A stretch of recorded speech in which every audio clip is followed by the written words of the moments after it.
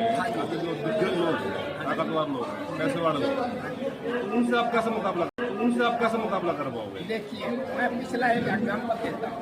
पैसे वाले जरूरी नहीं कि पैसे वाले जीतेंगे। पीछे एक इलेक्शन हुआ था, सेठी साहब करोड़ों रुपए खर्च किए और उनके मुकाबले एक सिंपल आदमी था, उसे 2-3 लाख।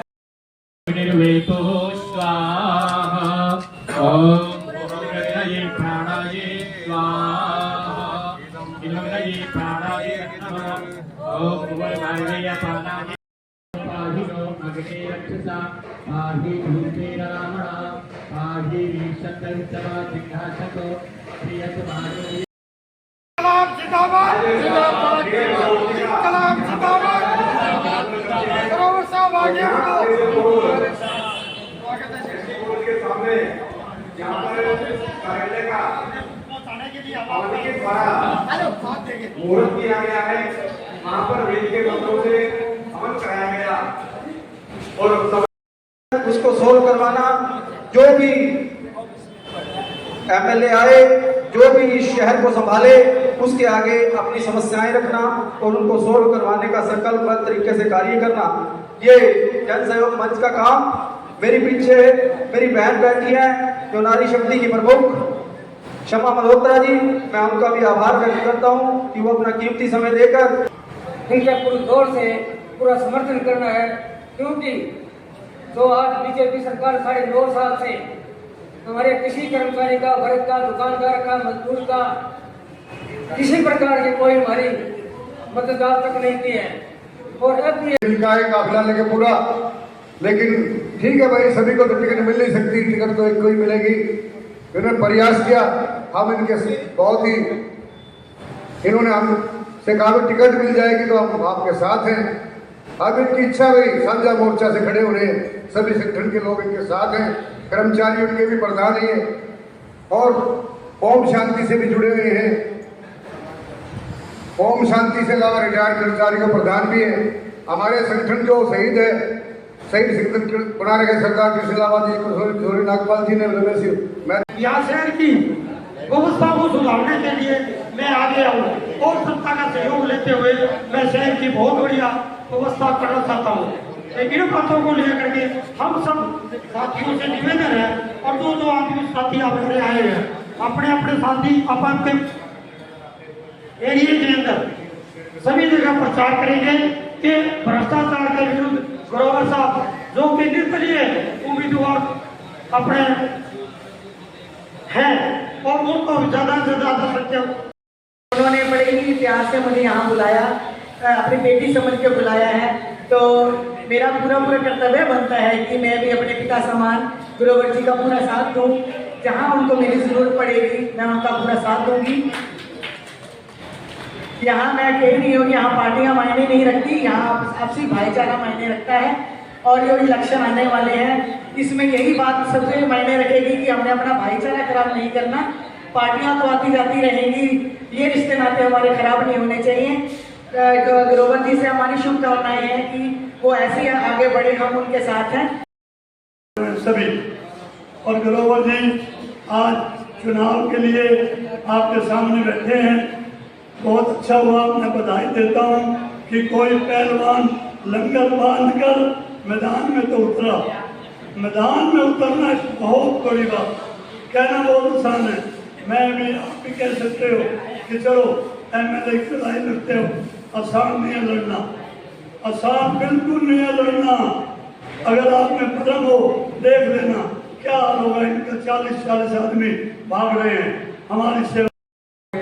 जो अपना योगदान देते हैं वह बहुत ही सराहनीय है, और इसलिए मैं इनको बड़ा केपेबल समझता हूँ। जो भी मतलब यहाँ के जो भी उम्मीदवार आएंगे उनसे मैं इनको सबसे बहुत ही ईमानदार और शिष्टाचार वाला योग्य व्यक्ति मानता हूँ। इसलिए मैं जितना भी मेरे से होगा मैं हर पूरी हांसी शहर की जनता, जितने भी ये लोग बैठे हैं, ये लोग एक नहीं है, इनके साथ कम से कम 200 लोगों का सदस्य इनके साथ काम कर रहे हैं। आज हम ग्रोवर साहब को ये आश्वासन देंगे कि हम दिल से, तन मन धन से आपके साथ हैं। हमने देखो कितनी पार्टियों के लोगों को देखे हैं, आज हम इस आश्वासन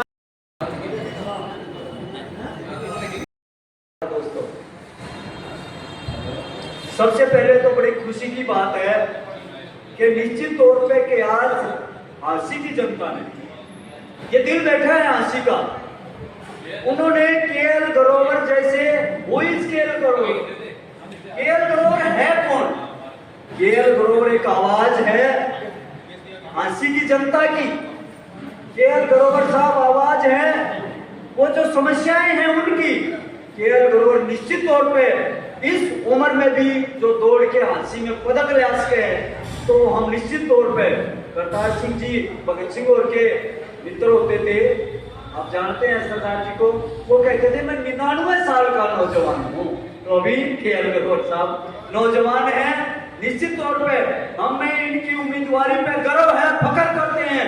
और सैकड़ों आदमी है, तो मैं आप सभी का स्वागत करता हूं कि आपने यानी मैंने थोड़ी सी बात उनको पता लगी, कईयों को तो अपने आप पता लगी, ज्यादातर को मैं बुला भी नहीं पाया। सही पूछो, बुला नहीं पाया। आप बिन बुलाए और बुलाने के बाद भी सबको पता लगा भी आज इनका उद्घाटन है, तो यहाँ पाए। मैं आपका बहुत बहुत बहुत धन्यवाद करता हूँ। और आप सभी का यानी मैं अगर नाम बोलूं तो ये नाम लेना बहुत जरूरी सबसे। और हमारे जांगड़ा साहब बैठे हैं जो सचिव हैं रिटायर कर्मचारी संघ के, हमारे रमेश जी सोलंकी बैठे हैं। ये इनका ये किया जाए, ये गांवों में और ये आप पार्टी के एक कार्यकर्ता ने उठा दिया था इन्होंने, और आगे पता नहीं आप इन्होंने ये मेरे को समर्थन करने का मैं सभी का आपका आए हुए सभी का संगठन का।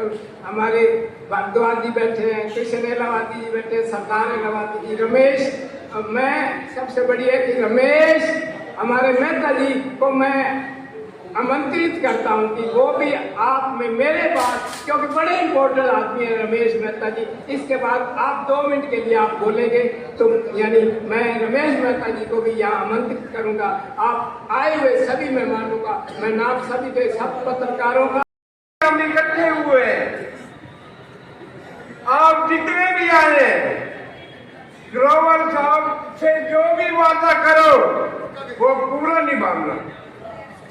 ग्रोवर साहब की कई सालों से इच्छा है मैं समाज की सेवा करूं। बहुत अच्छे आदमी है, ये गरीबों की सेवा करते हैं। ये एक बार मेरे साथ किताबें लेके कई मोहल्लों में गए, वहां गरीब बच्चों को किताबें दी। और भी ये समाज सेवा का कोई मैं झूठ नहीं बोलूंगा, जो बोलूंगा सच बोलूंगा। लगभग समाज का कोई आदमी इन पे कहता है कि समाचार से इस वक्त मेरे साथ रिटायर कर्मचारी संघ के प्रधान है। उनकी इच्छा है कि वो अगला विधानसभा चुनाव है, उस संदर्भ में आज उन्होंने रैली का उद्घाटन किया। आइए इस विषय बात आपके मन में ये भाव कैसे मैं इस भावना के साथ था कि जो राजनीति है बड़ी भ्रष्ट हो चुकी है, इतनी भ्रष्ट हो चुकी है कि कोई ख्याल ही नहीं रहता। जनता का पैसा जनता के ऊपर लगाया जाता है। ये जितना भी पैसा है, मैं ये कहता हूँ कि पूरी इंडिया की संपत्ति सिर्फ 2% लोगों के पास है। 50% आधी संपत्ति 2% लोगों के पास है। और ये राज करते हैं। गरीब गरीब होता जा रहा है, अमीर अमीर होता जा रहा है। ये बड़ा ताकतवर लोग, पैसे वाले लोग, उनसे आप कैसे मुकाबला कर पाओगे? देखिए, मैं पिछला एक एग्जाम्पल देता हूँ। पैसे वाले जरूरी नहीं कि पैसे वाले जीतेंगे। पीछे एक इलेक्शन हुआ था, सेठी साहब करोड़ों रुपए खर्च किए और उनके मुकाबले एक सिंपल आदमी था, उसने 2-3 लाख से भी शायद वो जीत पाया था। ऐसे कई एग्जाम्पल है जो जनता जानती है कि आदमी कौन है, शहर को कौन आगे ले सकता है, हाथी को जो आगे ले जा सकता है वो जनता जानती है। इस मुझे पूर्ण विश्वास है कि आदमी इस कड़ी में आगे ले जाएंगे, वो सारा समझेंगे। जो मैं कृषि विभाग से एक SDO की पोस्ट से रिटायर हुआ और उसके अलावा मैं सारे डिपार्टमेंट को भी जानता हूँ। पुलिस डिपार्टमेंट में भी पिछले 4 सालों से काम कर रहा हूँ। पुलिस डिपार्टमेंट काम कोई तनख्वाह नहीं लेते और उसके अंदर आप देखोगे कि 400-450 फैसले हमने पूरे हाथी के अंदर ये कर दिए। SP साहब को आती हैं शिकायतें आती हैं, वो हमें सौंपते हैं और हम उनको समाधान करते हैं। अब मौजूदा जो भाजपा सरकार है या कांग्रेस पार्टी है, उन दोनों में से किसको आप बेहतर मानते हैं? देखिए अब आप निर्दलीय चुनाव लड़ रहे हैं, सपोज करो आप एमएलए बन जाते हैं, किसी को सपोर्ट करोगे ना? बिल्कुल मैं सपोर्ट करूंगा सरकार को, क्योंकि कितना खर्च होता है सरकार को, जो जिसकी भी सरकार आई ना उसको सपोर्ट करूंगा। और मैं अपनी भावनाएं, जनता की भावनाएं वो विधानसभा में रखूंगा और उनको लागू करवाएंगे। और देखिए इनके मैनिफेस्टो होते हैं, मैनिफेस्टो तो बहुत अच्छे लिखे जाते हैं, बाकी उनको लागू करने वाले जो हमारे विधायक हैं वो लागू नहीं कर पाते। इसलिए मैनिफेस्टो बड़े लंबे चौड़े होते हैं और बड़े अच्छे होते हैं। और मैनिफेस्टो को निभाना जो है वो हम इस बात पे काम करेंगे। मैनिफेस्टो जो लिखे गए हैं उनको निभाया जाए और जो लोगों की समस्या है उनको समाधान किया जाए। पार्टी कोई बुरी नहीं है, उसको करने वाले हम बुरे नहीं हैं। इसलिए इस चीज़ का ध्यान रखना है कि हम विधानसभा में